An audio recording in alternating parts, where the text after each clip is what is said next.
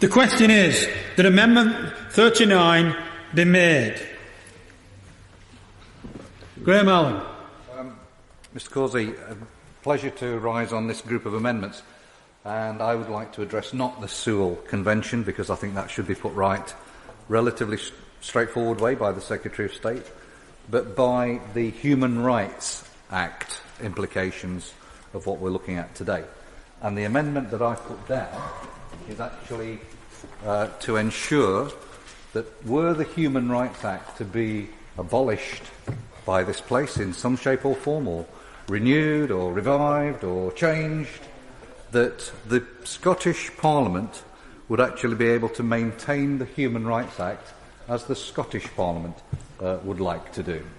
And I think that is a principle of devolution which I would like to see applied to England, to Wales and to Northern Ireland, within, of course, some sort of overarching federal settlement, so that we can be really sure that human rights are close to the people, and that by a whim of a federal parliament we could not dispense with some of those fundamental rights.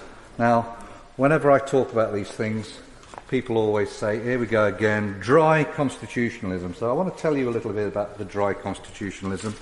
This is all about defending the victims of crime. This is about defending those and their rights who have disabilities. It's about women facing sexual and domestic violence. It is about the victims of child trafficking. It is about fundamental human rights. And the rights that are listed are not written by some recent bureaucrat in the Commission in Brussels. They were drafted by a very eminent group of Conservatives led by David Maxwell Fyfe, a former Conservative Home Secretary. I think he was also a boss of the intelligence services at one point. So no sort of woolly, liberal, radical he. What he was affected by was the appalling suffering of the Second World War, and he, cannot commend him highly enough, pulled together what was the European Convention on Human Rights. It wasn't Mr. Delors, it wasn't the current President of the European Union.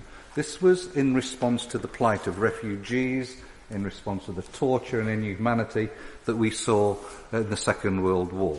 And so he listed some of these rights, drafted by British civil servants too, and adopted across the European Union, arising out of the United Nations Charter also. And they include things which we feel we take for granted: the right to life, liberty and security of person, the right to a fair trial, protection from torture and ill treatment, freedom of thought, conscience, religion, speech and assembly, the right to marry, the right to free elections, the right to fair access to the country's education system, and also the right not to be discriminated against. Now, there are many, many arguments about how this is enforced, how it is used across the European Union, our interaction with the courts, continental court system, and of course, is it perfect? No, of course it is not. And however, to say that we will dispense with something that's had a good 60, 65 years service, where people in this country have actually taken cases and defeated often the domestic courts and got things overturned in their favour when they've been struggling for their rights, is not something we should dispense with easily. I don't want to use this just as a prelude for the arguments that we're going to have on human rights later on, but I'll certainly do my best, if Mr. Corsby's not listening too attentively, and make sure that we have a proper debate in here. And the sharp end of this debate on the Scottish Bill, Mr. Corsby, is, of course, about the role of the Scottish Parliament. It just so happens that the guardian of those rights in Scotland is the Scottish Government and the Scottish Parliament, and that is why this clause is a first skirmish on the battle to ensure that the Human Rights Act is, in its form of maintaining the European Convention on Human Rights, central to what we do as members of Parliament here, regardless of your party. Because those rights don't come to you, they're not important to you when you're on top, when you're the majority. They're important to you when you're losing. They're important to you when you're suffering. They're important to you when arbitrary power is being used against you. So, this is the first little shot being fired.